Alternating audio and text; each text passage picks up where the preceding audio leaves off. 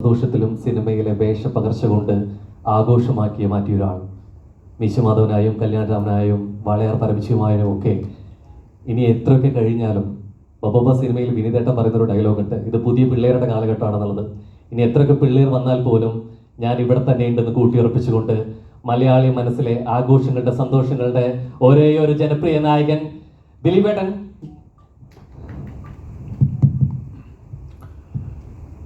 എല്ലാവർക്കും നമസ്കാരം. നമ്മൾ ശരിക്കും ഈ പ്രസ് മീറ്റ് വളരെ നേരത്തെ ചെയ്യേണ്ടതായിരുന്നു. നിങ്ങൾക്ക് എല്ലാവർക്കും അറിയാം, നമ്മൾ ശരിക്കും കഴിഞ്ഞ 2-3-4 ദിവസങ്ങൾക്ക് മുമ്പ് പ്ലാൻ ചെയ്തതാണ്. അപ്പോഴാണ് നമുക്ക് ഏറ്റവും പ്രിയപ്പെട്ട, നമ്മൾ ഒരുപാട് സ്നേഹിക്കുകയും മലയാള സിനിമയുടെ അഭിമാനമായിരുന്ന നമ്മുടെ ശ്രീനേട്ടൻ നമ്മളെയൊക്കെ വിട്ടുപോയത്. അപ്പം അതുകൊണ്ടാണ് പിന്നെ കുറച്ച് വൈകി. അങ്ങനെയാണ് ഇന്ന് എന്താണെങ്കിലും നിങ്ങളൊക്കെ ആയിട്ട് നേരിട്ട് സംസാരിക്കാം എന്നുള്ള തീരുമാനത്തിലെത്തിയത്. അതുകൊണ്ട് ഈ സിനിമയിൽ അഭിനയിച്ച ഒരുപാട് പേര് ഇന്നിവിടെ വന്നിട്ടില്ല. പ്രത്യേകിച്ച് നിങ്ങൾക്ക് ഏറ്റവും ഇഷ്ടമുള്ള ധ്യാൻ ശ്രീനിവാസൻ. ധ്യാന് നമ്മൾ പ്ലാൻ ചെയ്ത് നമ്മൾ ഗംഭീരമായിട്ടൊരു പ്രസ് മീറ്റ് ഇൻ്റർവ്യൂ ഒക്കെ ചെയ്യാമെന്നുള്ളതായിരുന്നു. പക്ഷെ ധ്യാനും വിനീതിനൊന്നും ഇതിൽ പങ്കെടുക്കാൻ സാധിച്ചില്ല. ഇന്ന് നമ്മളെ സംബന്ധിച്ച് എനിക്ക് തോന്നുന്നത് 2020 പടം കഴിഞ്ഞിട്ട് ഓരോ സീനിലും പുതിയ പുതിയ ആർട്ടിസ്റ്റുകൾ വന്നുകൊണ്ടിരിക്കുന്ന വേറൊരു സിനിമയുടെ ഒരു രൂപമാണ് ബബ്ബപ്പ അതിലൂടെ നമ്മൾ കണ്ടത്. അതിൻ്റെ കഥ ഫാഹിനും നൂറും എന്ന് പറഞ്ഞപ്പോൾ ഇത് വേറൊരു ജോണറിൽ സംഭവിക്കുന്നൊരു സിനിമ. ഇത് സിനിമ എന്നല്ല, ഒരു എന്താ പറയുക, തിയേറ്ററിൽ ഹരമുണ്ടാക്കുന്ന ഒരു ഫാൻ മെയ്ഡ് മൂവി. ഒരു ലോജിക്കും ഇതിനകത്തില്ല. അത് നമ്മൾ ആദ്യമേ തന്നെ കഥ കേട്ടപ്പോൾ തന്നെ പറഞ്ഞു, ഇത് ലോജിക്കൊക്കെ പിടിക്കാൻ പോയാൽ ഭയങ്കര കുഴപ്പമാണ്, ഇങ്ങനെ ഒരു സിനിമ ചെയ്യാൻ പറ്റില്ല. അപ്പോൾ അതുകൊണ്ട് തന്നെയാണ് ആദ്യമേ തന്നെ നമ്മൾ നോ ലോജിക് എന്നുള്ളത് പറഞ്ഞത്. ലാലേട്ടൻ തന്നെ ഇതിനു മുമ്പുള്ള ഇൻ്റർവ്യൂവിൽ പറഞ്ഞിട്ടുണ്ട്, സിനിമയെ കീഴിമുറിക്കുന്ന രീതിയിൽ, ആ സിനിമയെ പോസ്റ്റ്മോർട്ടം ചെയ്യുന്ന രീതിയിലുള്ള ആളുകൾ ഈ സിനിമ കാണാൻ വന്നാൽ അവർക്ക് ദഹിക്കില്ല, അങ്ങനെയുള്ള ഒരു സിനിമ കാണണ്ട എന്നുള്ള രീതിയിൽ ആദ്യമേ തന്നെ പറഞ്ഞിട്ടുണ്ടായിരുന്നു. ഇത് നമ്മൾ ഒന്നും പ്രതീക്ഷിച്ചിട്ടില്ല. ഒരു അവകാശവാദങ്ങളുമില്ലാതെ തിയേറ്ററിൽ ആഘോഷമാക്കുക.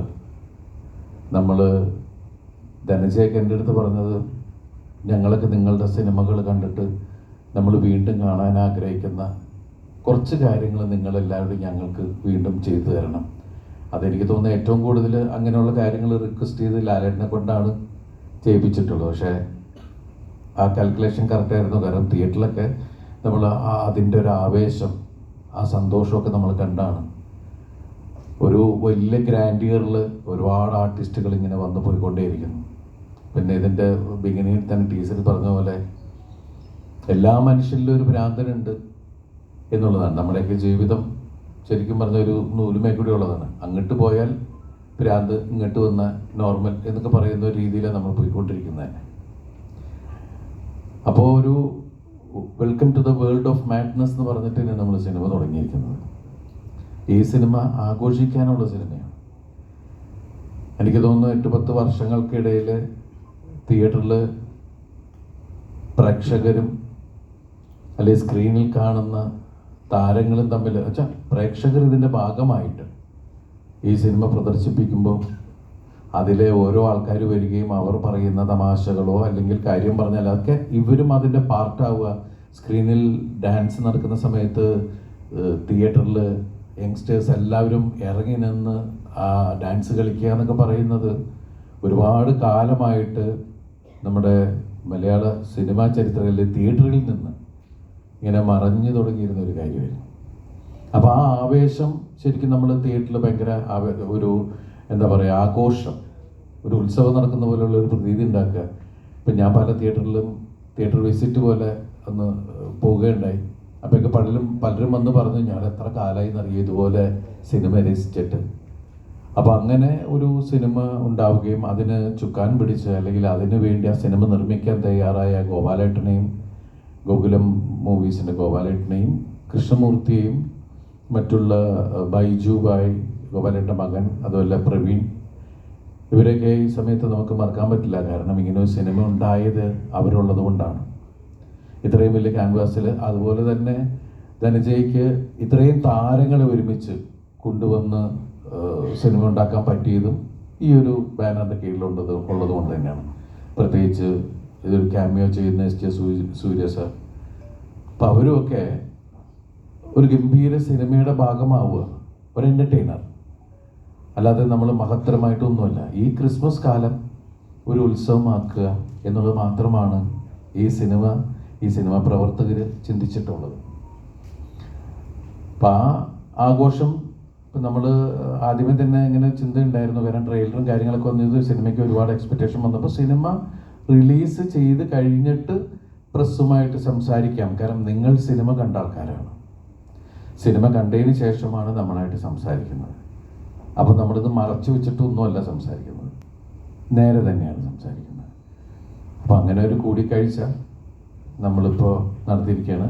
ഇനി മുന്നോട്ടുള്ള യാത്രയിലും നമ്മൾക്ക് ഈ സിനിമ വലിയൊരു രീതിയിൽ, എനിക്ക് തോന്നുന്നത് ഞാൻ അഭിനയിച്ച ഒരു സിനിമ, ഇതിപ്പോൾ എൻ്റെ സിനിമ മാത്രമല്ല, ഇദ്ദേഹത്തിൻ്റെ ധനജയുടെ ആദ്യത്തെ സിനിമയാണ്. ഫാഹിനും നൂറും ചെയ്യുന്ന അവരെഴുതിയ ആദ്യത്തെ സിനിമയാണ്.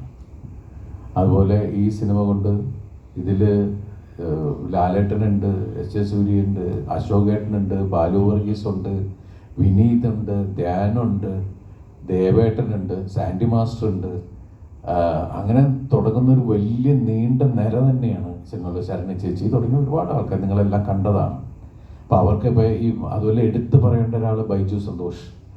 ബൈജുവായി ഇതിൽ വളരെ പ്രധാനപ്പെട്ട വേഷം തന്നെയാണ് ചെയ്തിരിക്കുന്നത്.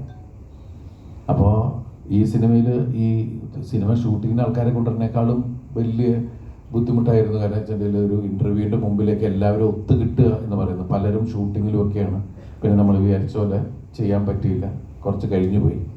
അപ്പം അതുകൊണ്ടൊക്കെ നമ്മളെന്താ പറയുക, നിങ്ങളുടെ സപ്പോർട്ടുകൾ വളരെ ആഗ്രഹിക്കണം. മുന്നോട്ടും ഈ സിനിമയെ പ്രൊമോട്ട് ചെയ്ത് ഈ ക്രിസ്മസും ന്യൂ ഇയറും ഒക്കെ നമുക്ക് അടിച്ചു പൊളിക്കാൻ ആവട്ടെ. നിങ്ങളുടെ സപ്പോർട്ട് ഉണ്ടാവണം. അതിനു വേണ്ടിയിട്ടാണ് ഈ പ്രസ് മീറ്റ്. Thank you.